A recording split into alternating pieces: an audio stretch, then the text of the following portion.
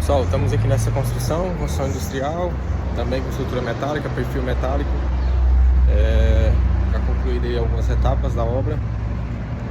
Aqui um pilar metálico, perfil duplado, enrijecido.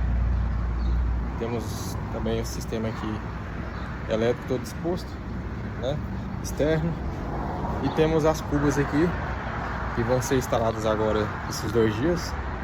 Só aguardando o pessoal chegar para a gente fazer a conclusão. E é isso aí, mais uma obra industrial, metálica, concreto.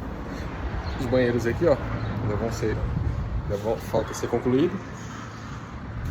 E é isso. Mais uma etapa da obra, ponto de apoio. Uma área aí de 7 por 15 metros quadrados. 7 por 15, né? 7 de frente e 15 de comprimento até o fundo.